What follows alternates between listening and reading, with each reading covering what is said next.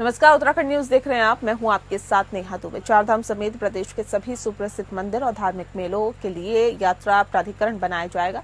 मुख्यमंत्री पुष्कर सिंह धामी की घोषणा के बाद शासन स्तर पर प्राधिकरण बनाने की कवायद चल रही है। प्राधिकरण बनाने का मुख्य उद्देश्य धार्मिक स्थलों पर भीड़ प्रबंधन के साथ ही श्रद्धालुओं के लिए बेहतर सुविधाएं प्रदान करना है। चारधाम यात्रा की शुरुआत में ही बद्रीनाथ, केदारनाथ, गंगोत्री और यमुनोत्री धाम में दर्शन के लिए उमड़ रही तीर्थयात्रियों की भीड़ से व्यवस्थित को सुचारू करने के लिए पर्यटन विभाग और प्रशासन को काफी मशक्कत करनी पड़ी है।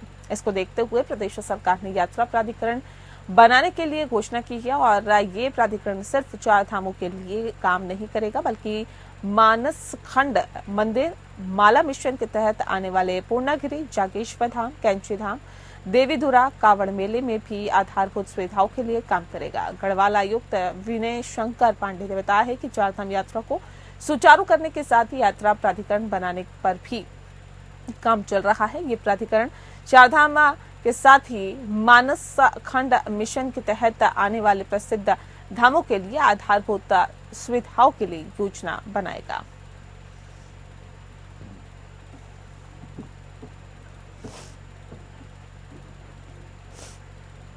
यूपी के गाजियाबाद जिले के मुरादनगर स्थित छोटा हरिद्वार नाम के गंगा घाट पर महिलाओं के चेंजिंग रूम में कैमरा लगा होने की बात सामने आकर हरिद्वार के तीर्थ पुरोहितों ने इसका विरोध किया है। हर की पैड़ी की व्यवस्था संभालने वाली संस्था श्री गंगा सभा के अध्यक्ष ने यूपी और उत्तराखंड सरकार से हस्तक्षेप करते हुए मुरादनगर स्थित घाट का नाम छोटा हरिद्वार से बदलने की मांग की है और तीर्थ पुरोहितों की संस्था के अध्यक्ष का कहना है कि वह संस्थान बोर्ड कोई तीर्थ नहीं, बल्कि वहां गंगा नहर के किनारे श्रद्धालु से पैसे कमाने के साथ साथ उनकी आस्था के साथ खिलवाड़ भी किया जा रहा है। इतना ही नहीं, विश्व प्रसिद्ध तीर्थ स्थल धर्मनगरी के नाम पर इस्तेमाल कर हरिद्वार की छवि को भी धूमिल किया जा रहा है। इसीलिए ऐसे स्थान पर तत्काल रोक लगानी चाहिए। जिस प्रकार की घटनाएं वहां सामने आ रही हैं वह दुर्भाग्यपूर्ण है। निश्चित रूप से उनकी निंदा होनी चाहिए और सरकार तत्काल प्रभाव से ऐसी व्यवस्थाओं को बंद करे जहां पर तीर्थ के नाम पर लूट खसोट होती हो। यह मुरादनगर नहर, मुरादनगर में क्षेत्र है, वहां पर ये नहर के ऊपर ये कार्य हो रहा है और नहर के ऊपर किसी भी पितृ कार्य को, देव कार्य को करना अनुचित है, तीर्थ की मर्यादा का उल्लंघन है और समस्त सनातन धर्म को धोखा देने का काम हो रहा है। चारधाम यात्रा में फर्जी रजिस्ट्रेशन के तार दूसरे राज्यों तक जुड़े हुए हैं। इस बड़े गिरोह पर नकेल कसने के लिए अब हरिद्वार पुलिस ने कमर कस ली है। फर्जी रजिस्ट्रेशन मामले में अभी तक उत्तराखंड के अलग जिलों में करीब 39 मुकदमे दर्ज हो चुके हैं, जबकि आधा दर्जन से अधिक लोगों की गिरफ्तारी हो चुकी है। अकेले हरिद्वार में इस मामले में करीब 1 दर्जन मुकदमे दर्ज हुए हैं, जबकि 4 लोग पुलिस के हत्थे चढ़ चुके हैं। वहीं एसएसपी हरिद्वार ने बताया है कि इस मामले में तार दूसरे राज्यों से भी जुड़े हुए हैं, जिसमें राजस्थान, करेला, महाराष्ट्र सहित कई प्रदेश शामिल हैं। जिन जिलों में इस तरह की ट्रैवल एजेंसी को लेकर उस जिले के एसपी को पत्र लिखा गया है, उसने कहा है कि कई एजेंसियां उनके रडार पर हैं, जिनके खिलाफ सबूत जुटाकर कार्रवाई की जा रही है। पिछले 3 दिनों से हरिद्वार पुलिस के द्वारा चारधाम यात्रीगणों के द्वारा जो फर्जी पंजीकरण के जो मामले हमारे संज्ञान में आए थे, उसको संज्ञान में लेते हुए करीब 10 से ऊपर मुकदमे अभी तक पुलिस के द्वारा उसमें दर्ज किए गए हैं, जिसमें सिटी क्षेत्र में अलग अलग थानों में और देहात क्षेत्र में मंगलौर थाने में मुकदमे दर्ज किए गए हैं। इसमें 4 लोगों की अरेस्टिंग अभी तक की जा चुकी है। अन्य और भी इसमें व्यक्तिगण जो प्रकाश में आए हैं उनके खिलाफ भी कार्रवाई की जा रही है। साथ में जो इनके द्वारा फर्जी रजिस्ट्रेशन के इक्विपमेंट जिससे बनाए जा रहे थे वो भी पुलिस के द्वारा जब्त किए गए हैं। इसके पीछे और जो लोग जो ट्रैवल एजेंट्स या ट्रैवल एजेंसियां साथ में लगी थी, जो अन्य राज्यों में भी कार्यरत हैं, उनके खिलाफ भी पुलिस के द्वारा कार्रवाई की जा रही है। उत्तराखंड चारधाम यात्रा में इस साल यात्रियों की रिकॉर्ड संख्या ने पिछले सभी रिकॉर्ड को तोड़ दिया है। बढ़ती यात्रियों की संख्या के बीच यात्रा के दौरान पहले 16 दिन में मौत का आंकड़ा भी तेजी से बढ़ा है।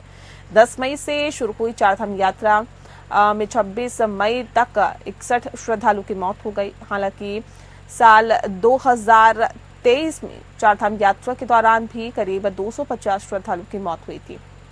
साल 2023 के डेथ रेशियो की बात की जाए तो 4.5 प्रति लाख था। वहीं साल 2022 में डेथ रेशियो 7.5 प्रति लाख था। इस तरह देखा जाए तो हर साल चारधाम यात्रा में मरने वाले श्रद्धालुओं का आंकड़ा कम होता जा रहा है। इस साल अभी तक के डेथ रेशियो की बात की जाए तो वो 0.6 प्रति लाख है।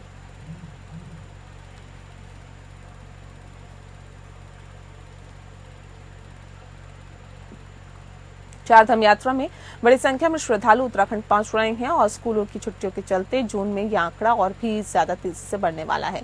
बता दें आपको कि स्वास्थ्य विभाग ने यात्रियों की संख्या को बढ़ता देख पिछले साल की अपेक्षा स्क्रीनिंग केंद्र में संख्या बढ़ाई है और साथ ही श्रद्धालुओं के स्वास्थ्य को ध्यान में रखते हुए यात्रा मार्ग में कई जगह पर हेल्थ एटीएम भी लगाए गए हैं। इस साल 10 मई से शुरू हुई चारधाम यात्रा में 27 मई तक जितनी संख्या में श्रद्धालु उत्तराखंड पहुंचे हैं, इसमें जून के महीने में और भी ज्यादा बढ़ोतरी देखने की उम्मीद है।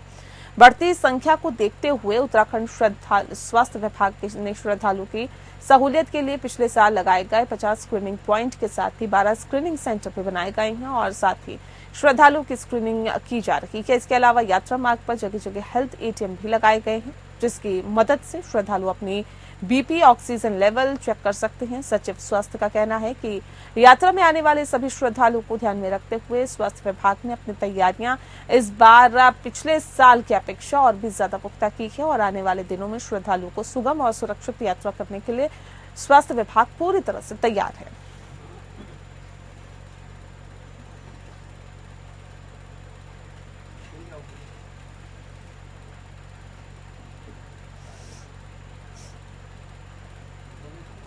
पुलिस लाइन देहरादून में प्रशिक्षु मुख्य आरक्षी की दीक्षांत परेड का भव्य आयोजन किया गया। परेड में बतौर मुख्य अतिथि राज्य के डीजीपी अभिनव कुमार ने शिरकत की और इस दौरान उन्होंने उत्कृष्ट प्रदर्शन करने वाले प्रशिक्षु को पुरस्कार देकर सम्मानित भी किया। डीजीपी अभिनव कुमार ने सभी प्रशिक्षकों को हार्दिक बधाई दी और शुभकामनाएं भी दी। उन्होंने बताया कि पिछले साल 21 अगस्त 2023 को 9 महीने का प्रशिक्षण कार्यक्रम शुरू किया गया था और जिसमें कि 231 मुख्य आरक्षी पुलिस दूरसंचार का प्रशिक्षण आज पूरा हो चुका है। बता दें आपको कि उत्तराखंड को आज दीक्षांत परेड समारोह के 9 महीने की ट्रेनिंग के बाद 231 प्रशिक्षु मुख्य आरक्षी मिले और साथ ही इसमें 69 महिला और 162 पुरुष शामिल है। वहीं सभी प्रशिक्षु मुख्य आरक्षी हेड कांस्टेबल के पद पर तैनात होंगे।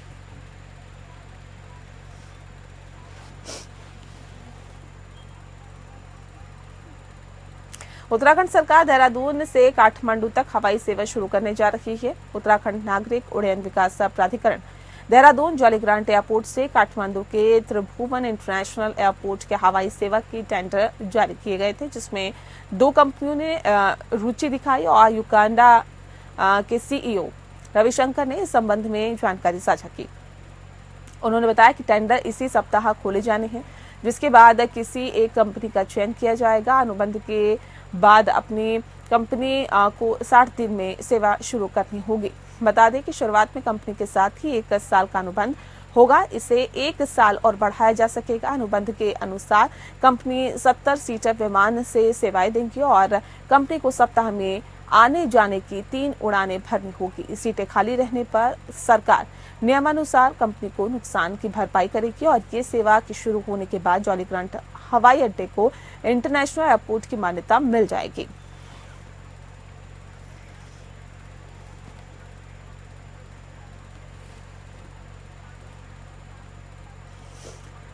देहरादून में अवैध अतिक्रमण के खिलाफ कार्रवाई करते हुए प्रशासन ने बुलडोजर चलाया। इस दौरान सुरक्षा के पुख्ता बंदोबस्त भी किए गए। भारी संख्या में पुलिस फोर्स सहित तमाम अधिकारी लॉ एंड ऑर्डर को देखते हुए मौके पर उपस्थित रहे, जिसके बाद राजधानी कई इलाकों में अतिक्रमण के खिलाफ पीला पंजा गर्जा। बता दें कि एनजीटी की रिपोर्ट के अनुसार वर्ष 2016 के बाद मलिन बस्तियों में 524 अतिक्रमण अवैध पाए गए हैं, जिन पर अब प्रशासन का पीला पंजा कार्रवाई करता हुआ नजर आ रहा है।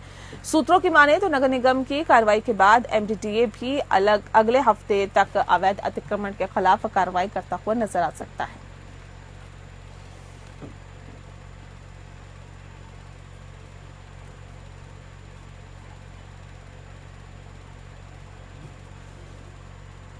उत्तराखंड में जैन संतों से अभद्रता करने वाले यूट्यूबर के खिलाफ एफआईआर दर्ज की गई है। सूरज सिंह ने सोशल मीडिया पर जैन संतों के संबंध में आपत्तिजनक वीडियो अपलोड की थी और सूरज सिंह के खिलाफ 27 मई को थाना देवप्रयाग में धारा 153 का 295 का 505(2) आईपीसी और 67A आईटी एक्ट पंजीकृत कर अग्रिम विधिक कार्रवाई की जा रही है।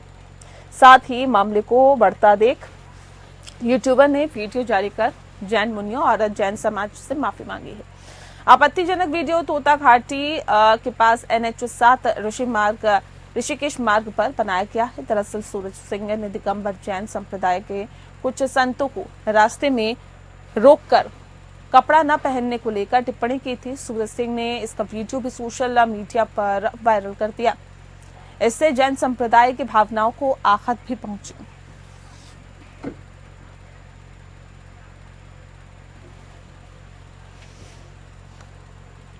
वहीं उत्तराखंड में जैसे जैसे चारधाम यात्रा जोर पकड़ती जा रही है, वैसे वैसे दुर्घटनाओं की संख्या में भी तेजी के साथ बढ़ोतरी हो रही है।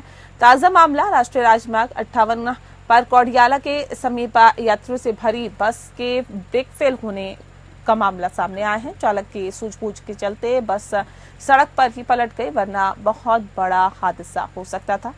घायलों को उपचार के लिए ऋषिकेश हॉस्पिटल में भेज दिया गया है। घटनास्थल पर पहुंची पुलिस ने बाकी सभी यात्रियों को ट्रक के माध्यम से ऋषिकेश भेजा है। बस में कुल 28 लोग सवार थे। घटनाक्रम के अनुसार तेलंगाना से चारधाम यात्रा कर वापस अपने गृह राज्य जाने के दौरान बद्रीनाथ ऋषिकेश नेशनल हाईवे पर अचानक कौडियाला के समीप यात्रियों से भरी हुई बस ब्रेक फेल हो गए और जिसके चलते पूरी बस में चीख पुकार मच गई। जैसे तैसे वाहन चालक ने किसी तरह से बस पर काबू पाया, लेकिन तब भी बस बीच सड़क पर ही पलट गई। इससे बस में सवार 28 यात्रियों की से भी में 6 यात्री घायल हो गए हैं और सभी घायलों को तेलंगाना के वारंगल के सारे यात्री बताए जा रहे हैं, जिनको मौजूदा वक्त में अस्पताल में भर्ती कराया गया।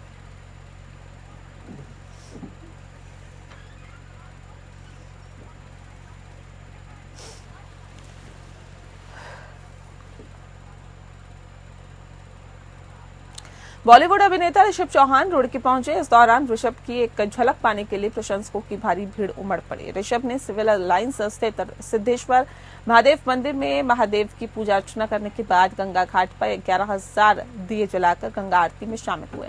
इसी दौरान ऋषभ अपने ड्रीम प्रोजेक्ट को लेकर भी खासे उत्साहित नजर आए। आपको बता दें कि रुड़की निवासी बॉलीवुड अभिनेता ऋषभ चौहान लंबे समय के बाद रुड़की पहुंचे और ऋषभ चौहान की 2019 में मरने आपको बता दें कि 2019 में मरने भी दो यारों नाम से फिल्म आ चुकी है, जिसमें उन्होंने कृष्णा अभिषेक और कश्मीरा शाह के साथ अभिनय किया था, जिसे लोगों ने बहुत पसंद किया। वहीं रुड़की पहुंचे बॉलीवुड अभिनेता ऋषभ चौहान ने बताया कि वो अपने ड्रीम प्रोजेक्ट की सफलता को लेकर खासे उत्साहित है, जिसको लेकर वो आज रुड़की पहुंचे हैं और उन्होंने महादेव के दर्शन भी किए हैं और मां गंगा की आरती करने का सौभाग्य भी उन्हें मिला है। उन्होंने बताया कि उनका ड्रीम प्रोजेक्ट शुरू होने वाला है, जिसको लेकर उन्हें विदेश भी जाना होगा, जिसके बारे में वे ज्यादा तो नहीं बता सकते हैं, लेकिन पूरा होने के बाद वो एक बार फिर रुड़की आकर मां का आशीर्वाद लेंगे। वासियों का और हमारे उत्तराखंड को बहुत कई टेलीफोन आ रहे हैं सुबह से, इतना प्यार मिला है इसको। सब कितने लोगों ने यहाँ पर जगह नहीं मिल रही है खड़े होने की। अगर आप इधर गंगा के दूसरे किनारे देखोगे, वहां भी खड़े होकर लोग देख रहे हैं। और रुड़की से सब ने, हमारे परिवार वाले, रुड़की हमारा परिवार ही है, सब ने उनको आशीर्वाद दिया है और उसके ऊपर भगवान का भी बहुत आशीर्वाद है, हमारा सबका आशीर्वाद। ये बात तो बहुत बड़ी बात है। एक छोटे से शहर, मतलब ये तो अगर किसी को जाके बंदे में बताओ ना कि रुड़की शहर है तो कहते रुड़की, अरे हमने तो नाम ही नहीं सुना, रुड़की का कहीं नाम ही नहीं है। लेकिन इतने बड़े छोटे शहर से इतने बड़े शहर में जाके, और जो एक आदमी बाहर का है, हमारा फिल्म इंडस्ट्री में कोई है नहीं वहां पर जानकार, लेकिन फिर भी अपने आप एस्टेब्लिश किया। उस बच्चे की हिम्मत, परिवार वालों का आशीर्वाद और हमारे रुड़की वालों का सबका प्यार हुआ और उसके अलावा कुछ नहीं। समाचार पत्रों और टीवी चैनल्स में मसूरी में हो रहे भू धसाव को लेकर प्रकाशित खबरों जोशीमठ की तर्ज पर मसूरी में भी हो रहा है। बता दें कि भू धसाव का एनजीटी ने संज्ञान लिया और राज्य जिलाधिकारी के निर्देशों के बाद मसूरी वन प्रभाग कार्यालय में भूगर्भ वैज्ञानिक खनन विभाग, लोक निर्माण विभाग, नगर पालिका परिषद मसूरी के अधिकारियों की बैठक आयोजित की गई और भू धसाव वाले क्षेत्र को चिन्हित किया गया। इसके बाद संबंधित विभागों की टीम ने मौके पर जाकर निरीक्षण किया। बताते चले कि विगत वर्ष जोशीमठ क्षेत्र में भू धसाव के बाद मसूरी के कई क्षेत्रों में भी भू धसाव होने की घटनाएं घटित हुई है। इसके बाद एनजीटी ने मामले का संज्ञान लिया और अधिकारियों को क्षेत्र में जाकर निरीक्षण करने की बात कही है। पिछले साल पेपर में आया था और लोगों ने भी देखा था कि कोहिनूर बिल्डिंग के सामने मसूरी में कुछ भू धसाव हो रहा है, जिसके संबंध में ये खबर आई थी कि जोशीमठ में के आधार पर मसूरी में भी ये स्थिति न पैदा हो जाए। इसका एनजीटी ने संज्ञान लिया और जिलाधिकारी महोदय द्वारा कई संबंधित विभागों की एक बैठक प्रभागीय वनाधिकारी कार्यालय में रखी गई थी, जिसमें देहरादून से एडीएम साहब उपस्थित थे, एसडीएम मसूरी उपस्थित थे और कई विभाग थे, उसके भू वैज्ञानिक के थे, खनन विभाग के थे, लोक निर्माण विभाग, नगर पालिका मसूरी, तो सभी लोगों के द्वारा वहाँ पे बैठक आयोजित हुई और उसमें देखा गया कि मसूरी नगर पालिका क्षेत्र अंतर्गत कहाँ भू कटाव हो रहा, कहाँ भूक्षरण हो रहा, जहाँ भूक्षरण हो रहा है तो उन जगहों को चिन्हित करवाया गया।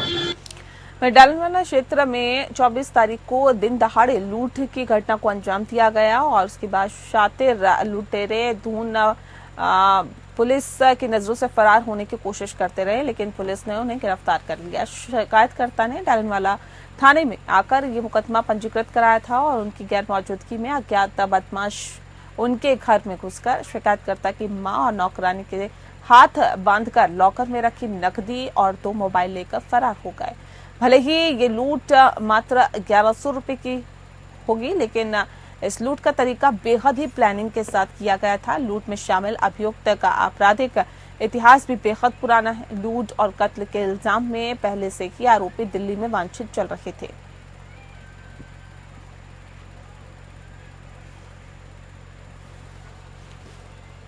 जिला मुख्यालय में नई टिहरी के समीप बुडोगी गांव में जंगल में भीषण आग लग गई। चारों तरफ धुआं छाया हुआ है। फायर ब्रिगेड वाहन और एसडीएम संदीप कुमार मौके पर पहुंच चुके हैं और ये स्थिति है कि जंगल की आग वन विभाग के कांस्टेंशन के पास पहुंच गई। बता दें आपको कि आग के विकराल रूप ने लाखों की वन संपदा को खाक कर दिया। आग को बुझाने में वन विभाग के कर्मचारियों को कड़ी मशक्कत करनी पड़ी।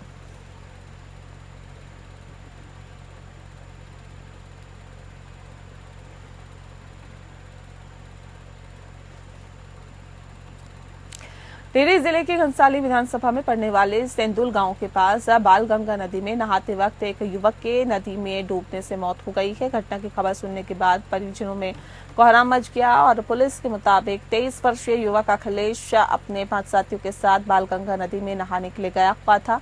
नदी के तेज बहाव की चपेट में आने से युवक की डूबकर मौत हो गई। वहीं एसडीआरएफ ने रेस्क्यू कर शव को सीएचसी बेलेश्वर अस्पताल में भर्ती कराया।